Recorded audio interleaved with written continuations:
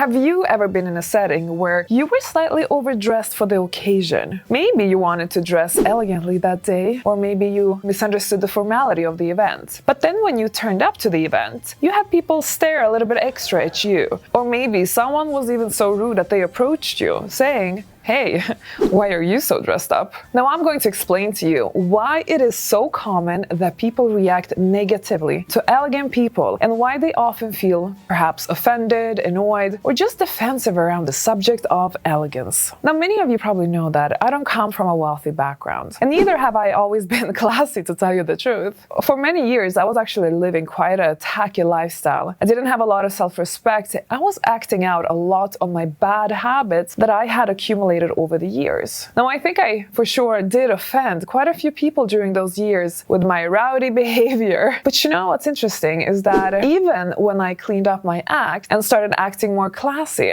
people still got offended. Now isn't that interesting? There are many reasons to why elegance is not something that the general population understand or can relate to. We live in times where personal uniqueness and kind of the be yourself type of culture is heavily celebrated. I want you to be aware though that I am absolutely all about one being themselves. I think we all should be ourselves. I think it's a good thing. However, I am currently noticing that we're living in times where everything has to be so extreme. There's oftentimes lack of nuance, I must say. It's almost like we live in this either this or that type of culture. It's like you have to be like this or you have to be like that. There is nothing in between. So I have found that people who oftentimes get triggered by elegance often feel like as if elegance is threatening the be yourself type of culture, because now it's all about being anything but yourself. On this channel, I do teach women how to be more elegant.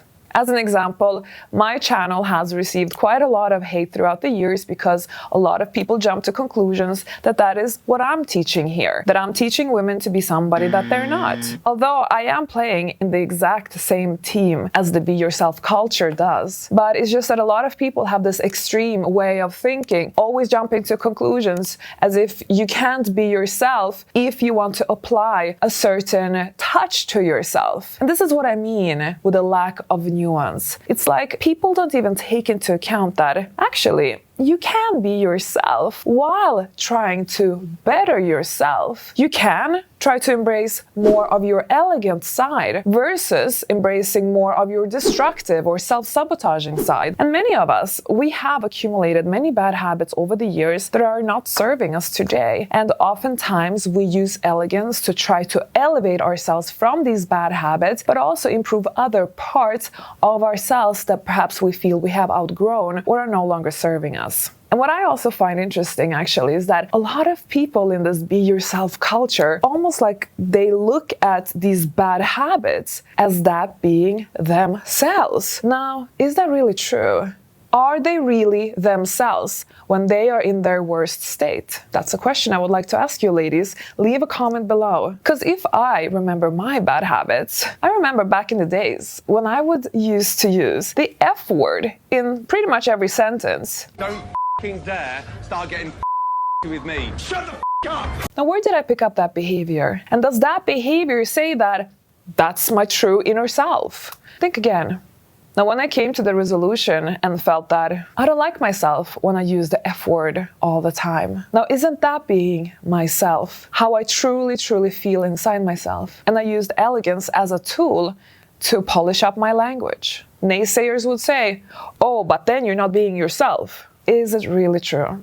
Now let me tell you one thing though. I always dreamt of having a more elegant life, but I didn't know how I would ever get that, to be honest. I actually didn't even realize that I was self-sabotaging my own journey. Until one day, when I discovered some tools that I actually want to share with you ladies. And I have put together a brand new workshop. This workshop is called the Fabulous Future Formula. And this is a free 60-minute training where I will give you the tools and help you solve 5 critical mistakes that keep you from living your best life. Now, if you always wanted to level up your life, but you never knew how, wait no more, because in this workshop, I'm actually going to give you everything you need to know to get started and to be able to see real results manifest in your life. Now, if you want to sign up for this exclusive private training, this training does not exist anywhere else and it's only here for a limited amount of time. Make sure you visit fabulousfutureformula.com and sign up before this training goes away.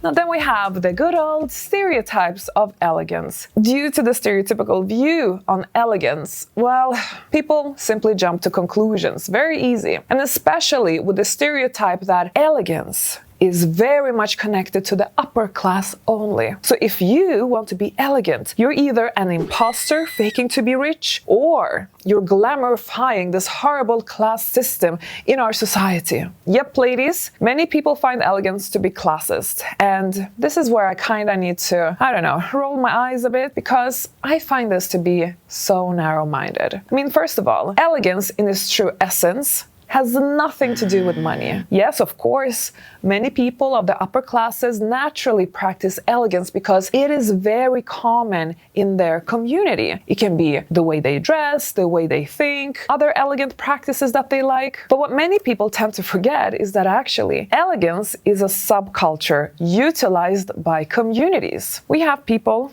with money practicing elegance, and we have people without money practicing elegance. In fact, some of the classiest people I have met in my life don't really have much money, but it's more about how they carry themselves, how compassionate they are, and their overall attitude that makes them so elegant. But back to subcultures. There are so many subcultures in our society. We have the emos, the hipsters, the fashionistas, the hip hoppers, the heavy metal rockers. And you have to realize that elegance is just another subculture where the aesthetics carry a certain common red thread among people who are interested in elegance. Same thing goes for the elegant values. People who are interested in elegance share very similar values and also share common interests as well, which are very typical for elegance. Here I offer guidance for women who are interested in the subculture of elegance. Maybe you want to join this community, maybe you want to join the upper classes who practice a lot of elegance, or maybe you just enjoy the aesthetics of it and you want to